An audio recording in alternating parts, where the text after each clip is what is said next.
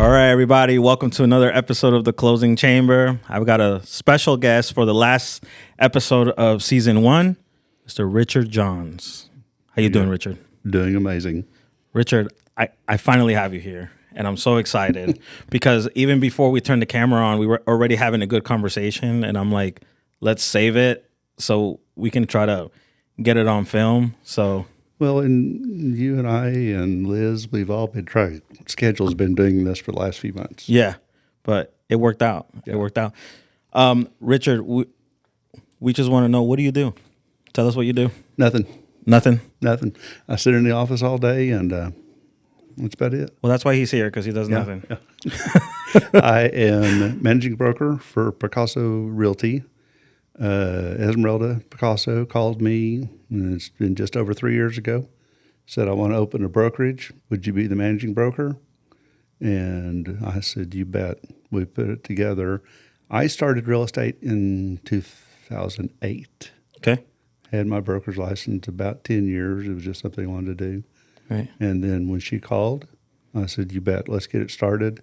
And we now have 21 agents and doing great. Yeah. You guys are killing it. It has been a great ride. Get to work with, we have some of the, in my opinion, some of the best agents. We have a great closing company that we're working with now. You may have heard of them. I don't know who they are. Empire Title. Oh, yeah, sounds familiar. Yeah. But it's, I think we've got 13 closings this month. That's great. People keep talking about the market slow. We have not slowed down. I attribute it partly to our, because a lot of our clients are in the Hispanic community, and it's still a very active community, and it's just been great. That's awesome. Yeah, no, I mean, if you're out there and you haven't seen the Picasso team, they're really out there on social media. I love the way, you guys push the brokerage on social media and everything you guys do. Esmeralda, I'm a big fan of hers, and she knows that I've told her many times. And, along with your agents that are there that I've been able to develop a relationship with, through Empire. So, man, you guys are doing a phenomenal job, and you guys have the right team, the right thing going. Yeah, it's one of the goals. Of course, when we put it together, one of the things we wanted to do was not just sell houses. We wanted to have a brokerage where agents were happy, Right. were compensated, Right. take care of them, because the happier they are, then the happier the clients are.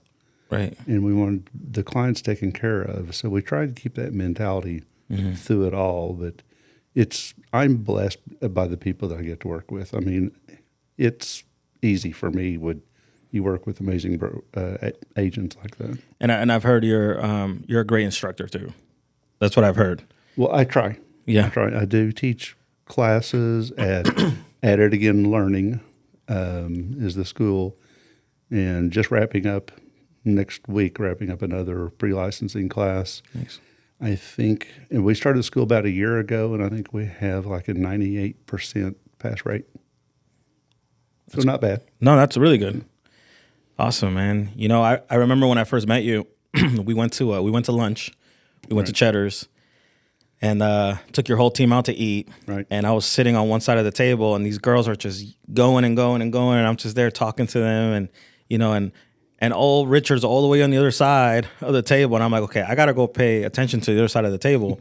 And so probably the best thing I've done, because I went to the other side, and you told me a story about how you got started in real estate. And I was like, okay, he has a very similar story to me of how I started in real estate. And so, I left there after our lunch, and I just kept thinking about that story of how it was almost like confirmation to me, like, hey, you are where you're supposed to be. Right. And so do you mind sharing that story with us? No, I mean, I don't know why. Now I'm going to back up a little bit before just 18 in the class. Okay. When I was 12 or 13, Okay. we had gone down to Baton Rouge to visit family, and we were at a mall, and we went through and saw this thing that never heard of before. you could go into this room and play video games. They called it a arcade. There was nothing like that around here. I mean, because that was mid-'70s, And I said something to my father about it. He said, well, that might be a good business. Well, when I got back, I started, because there wasn't internet back then or Google to check stuff. So I started through the phone book, found a place we could rent, found some where we could rent games, and told my father, look. And it was more of, I don't know. I don't think that's for us. Right. And so I've always just kind of thought business-wise. I don't know why, just the way I've been. When I was 18, I enrolled in a real estate class in the evenings, and things happened, and I didn't get finished, and I wound up, went into the Army, then got married, and started doing drafting and design, but real estate was always there. So in 2008, a great time to get into real estate, by the way. Yeah, sure. Everything was, even the AutoCAD market was down. So I said, you know what? I told my wife, I'm going back to real estate school.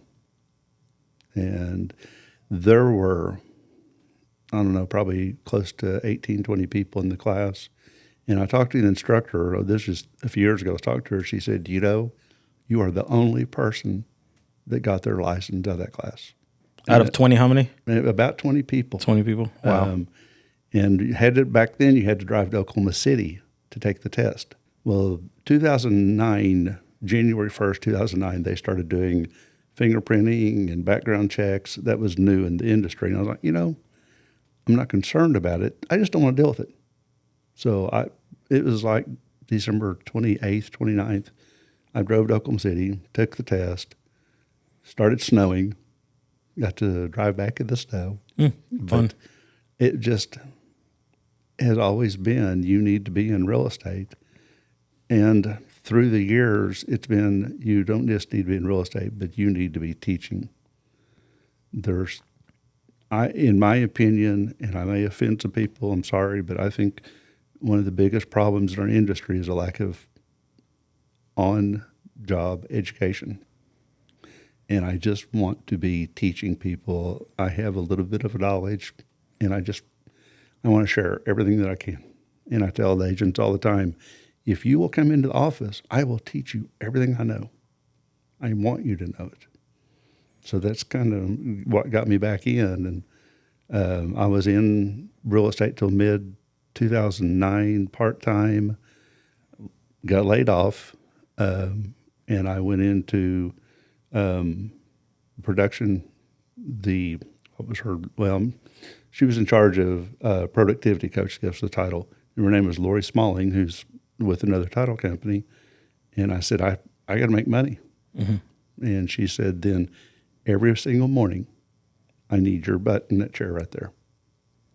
And if you want to make money, listen to me. And I sold about $700,000 my first full year in real estate in 2009. So just, be coachable. I taught my kids, my father taught me the whole thing. If you want to learn, you have to be coachable. And Absolutely. That's what I try to do. And to this day, I consider her a mentor. That's awesome. That's awesome. Yeah, I mean, knowledge is everything, right? And so I just feel like, in society's world today, because we have access to so much, but I feel still people don't go out there to seek knowledge. They think they have everything at their fingertips, which they do. Yeah. But do they truly look up what they need to? Because I just, I get texts constantly asking me a question, and I'm like, guys, when I started, there was no such thing as Google. Right. You have every single thing. Why are you asking me before you go out and do the work? Go out, research it. Then if you don't understand it, call me and we'll talk about it. But take pride in your business, take initiative, go out and do something. I mean, the kind of thing, you said knowledge is power. The thing I kind of try and teach them is knowledge in itself is stagnant. It's your application of the knowledge. It's there. I mean, many podcasts are there a day? How many videos are uploaded on YouTube a day? So many billions of bytes and of data, it's there. Yeah. Just have the initiative to go out and find it. And the initiative, I think that's lacking. Initiative. We look at, I look at all the generations. Actually, my wife and I were talking about this the other day. You look at all the generations and you see how initiative has gone like this, right? You look at, I look at my mom. My mom been working 12-hour shifts since I can remember, and so I look at people in my family or people I grew up with, they never took no for an answer. And it was always like, I'm going to get it done somehow or one way or another. And I just feel like in today's world, people are waiting for something to come through the door instead of you going through the door out there and trying to get it. Right. And so I can totally identify with what you're saying about that. You've got to, I can coach you. I can teach you. I can't make you want it. Mm-hmm. And if you don't want it, you'll never build it. And that's why so many people quit real estate within the first year, because it's not easy. It's a lot of work. Every single morning you have to look at like you're unemployed and I go get a job, go find a buyer, go find a seller. And it takes a lot of work. Right. But you can do it if you just get up and go do it. Yeah. So before we turn the cameras on, you were telling me about, I didn't know that you were the broadcaster for Union football. Yeah, I do stats on the broadcast. Have for 22 years now. Nice. Seen a lot of football. Seen a lot of Jinx Union games. Mm-hmm. Yeah, it's something I enjoy. I get to broadcast with Rick Corey, who I've known since elementary school. Right. So yeah, it's a lot of fun. I do some stuff with ESPN for the TU games at times. Okay. So were you at that TU game when they played OSU? I've had TU season tickets for probably maybe more than you've been alive. 35 years? Yeah. My parents bought season tickets in 1964, and we've pretty much had season tickets since. Oh, wow. I was in Jonesboro, Arkansas, doing this stats for that broadcast with TU.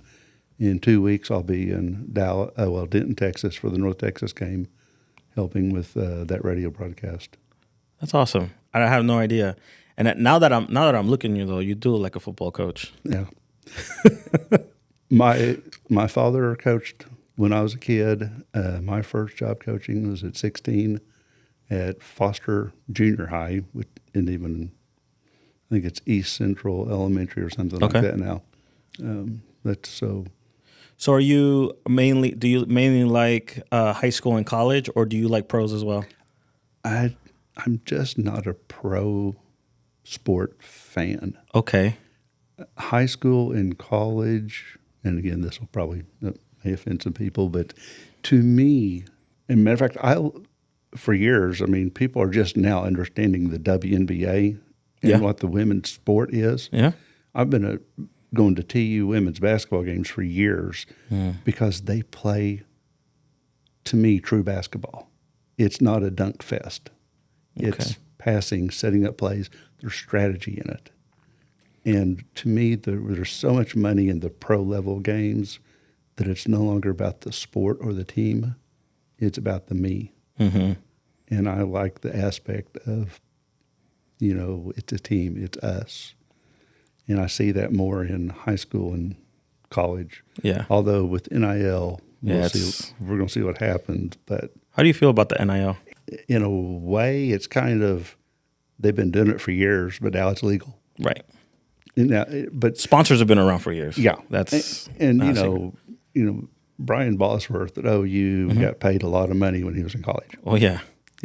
So it's been there, but you do have the guys like, and I'm not just necessarily, I'm a huge TU fan, but I just saw this mentioned, Danny Stutzman, who plays at OU, took, I think it was $50,000 or something like that of his NIL money and went and gave it to walk-on players at OU.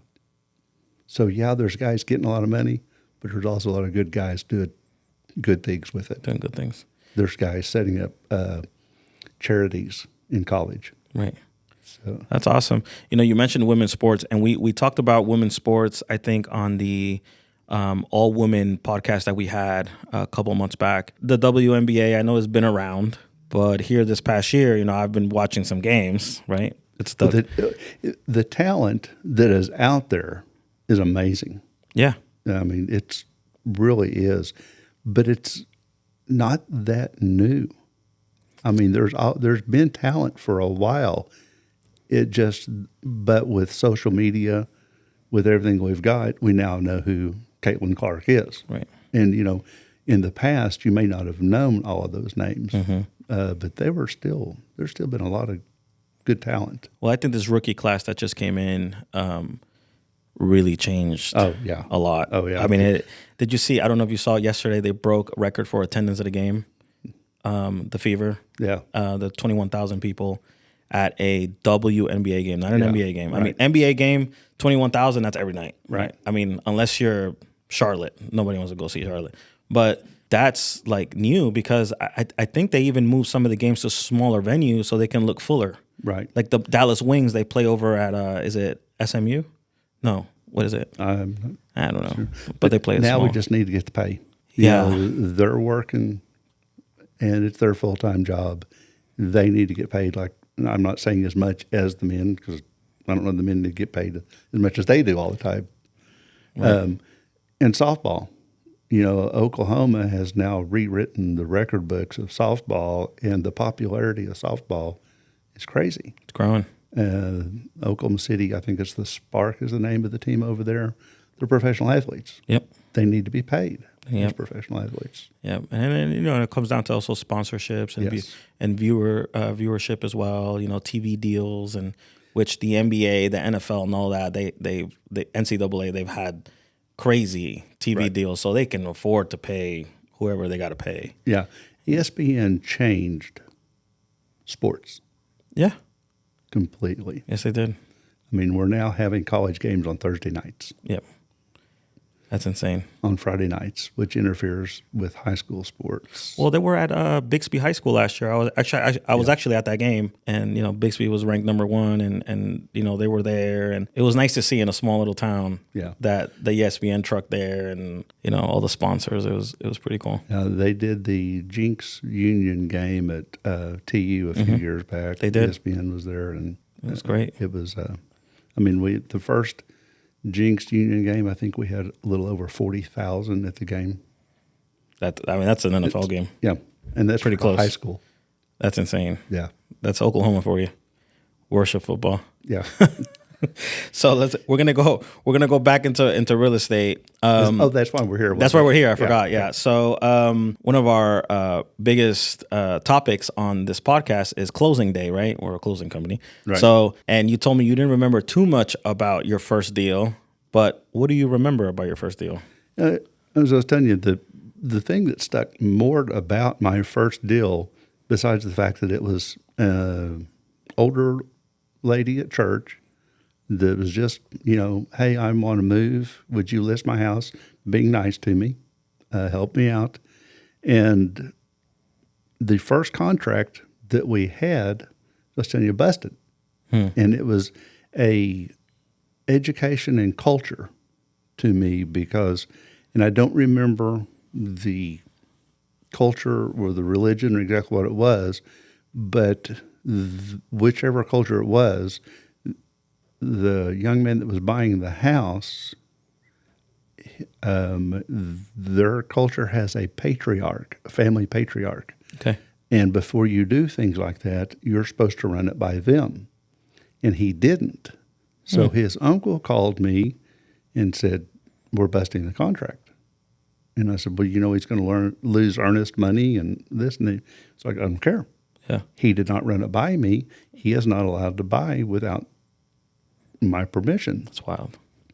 And we got another contract and got it sold, but it opened my eyes, which has helped me in teaching too, is, you've got to not just pay attention to the people, but you got to pay attention to their cultures as well. Mm-hmm. As I said earlier, there's some religions that won't buy a house that faces a certain direction.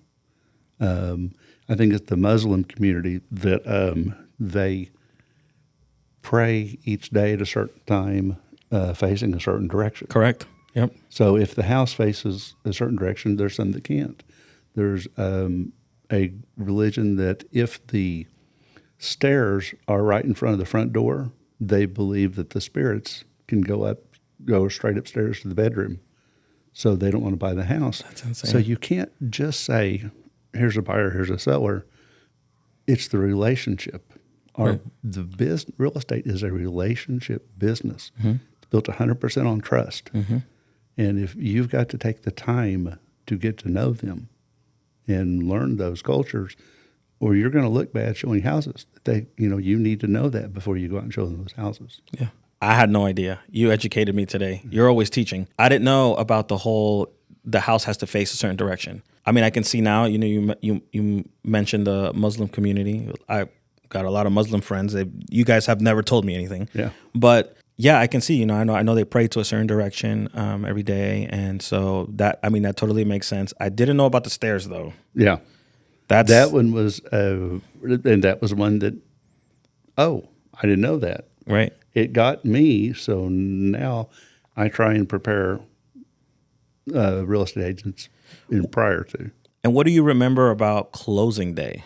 I don't really remember closing day. No, you remember because you got a check. Well, yeah, I remember that part. I know the closing company was Main Street Title, which I don't think they're not around anymore, so we can talk about them. So. And then the closing agent retired, so she's not around anymore. It was 81st and Harvard in a converted bank building, and I got a check.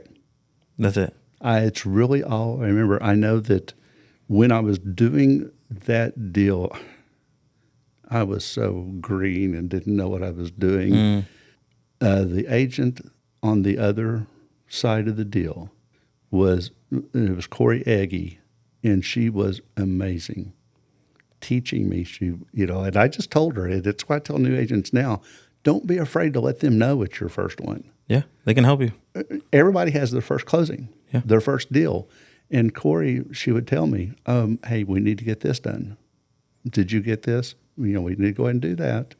And she was just great helping me, and guess it worked. I got it closed. You got it and closed. I got a check. And you got a check. Yeah. So you remember closing day. Yeah. That's pretty much all it sums up. I got a check. What do you feel closing companies can do to just make the transaction smoother, make people more comfortable? Like what do you feel that could be? The biggest thing to me, and I actually just was texting with one of the closers for Empire yesterday about, is communication. Yes. Communication. I don't believe there's any such thing as over communicating.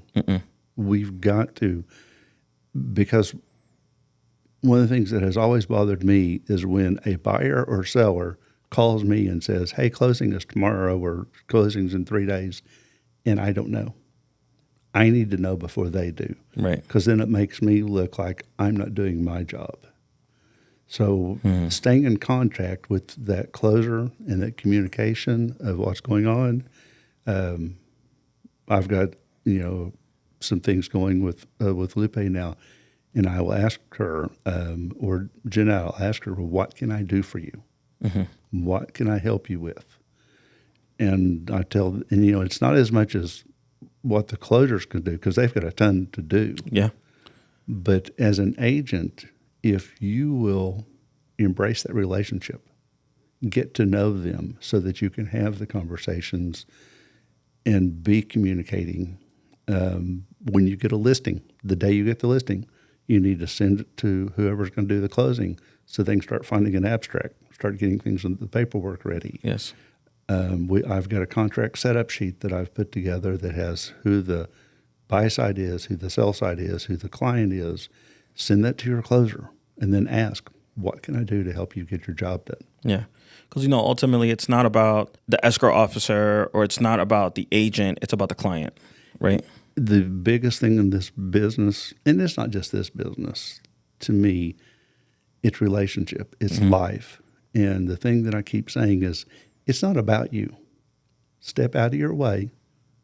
It's not about you. Right. It's about that client. And I think that that is also one of the things we've lost in real estate some, because the first question we get is, what's my commission? Well, from the time I started in this business, I've never figured my commission, because to me, as soon as I figure what my commission is, I just made the transaction about me. Right.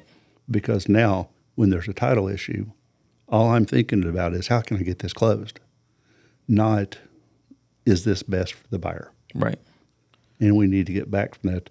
The new buyer broker deal, the first question I always get is, well, how do I know what compensation is? Well, how do I know how I get paid? But Article 1 of the Code of Ethics for Realtors is you will put the client's needs above your own. Is that putting their needs above your own? It's not about you. No. Yep. Step out of it and take care of them. But, it's the same, and sorry, this isn't really that, but because people ask me, I just had my 41st anniversary, and people ask me, well, what's the secret to marriage? It's not about you. It's the same thing. Wake up every morning with the idea of how can I meet their needs? And if both sides do that, we all would rather give than receive, right? Of course. So as you're giving, then your needs are met. And the same in real estate. Stop thinking about what am I going to get out of it? What's best for the seller? Right. How do I get that done? It's about them. What's best for the buyer? Right. I like that, man. That was great information, great knowledge. And you know what I've heard a lot lately? I've heard from friends and friends of friends, I want to get into real estate. I really want to be an agent. With so much going on in the market, we're starting to see that dip in interest rates. And if you don't remember 2021, I do. But, and so I guess people are starting to see that. What advice would you give to someone that's on the fence of saying, I want to do this real estate thing? Every time a new person comes into the school, every time someone says they want to transfer or comes in to the brokerage, the first question I want to know is why? Mm-hmm. Why do you want to be in real estate? Mm-hmm. And if the answer is, well, if they make a lot of money, this isn't the right business for you. Yeah.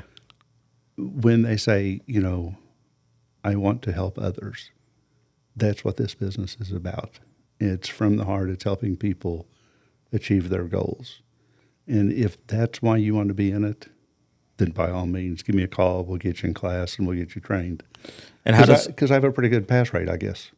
Would you say it was 90? About 98%. And so if someone wants to reach you, how can they get a hold of you? At It Again Learning website. I think it's At It Again, AIAL.com, I think is what our website is. Okay. At It Again Learning. Okay. And we'll list, we'll put that in the comments of the video on Instagram and on YouTube, and then also when we get on the other platforms as well. So I want to thank you again for coming on and taking your time out of your really busy day. Do you have a high school game today to go to? I don't. It's actually a bye week? It's a bye week for Union. Okay. My wife and I had this discussion this morning, made her very happy. Bye week for Union, and University of Tulsa is in Louisiana, so I'm not going to a game there tomorrow.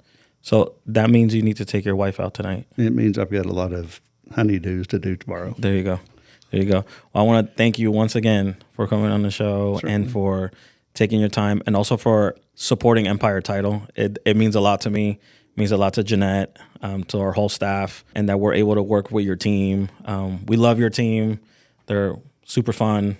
And it's the same thing. You all are in the community. Mm-hmm. Every single day. And if people don't understand what it means to be in the community, Empire Title, it does understand. The community, I volunteer for so many different things. All the golf tournaments that come into town, basketball, NCAA tournaments in town. The community has provided so much for me, for us. We've got to be back out in the community, making it better. Makes the real estate better, makes life better. Absolutely. Well, once again, thanks a lot. We really appreciate it. And if we can ever do anything more for Picasso or well, we'll get on that later. Or we'll Or I'd love to do some football or something around bet. football because Hey, we can do a football podcast sometime. just call me. Yeah. I'll be there. Yeah.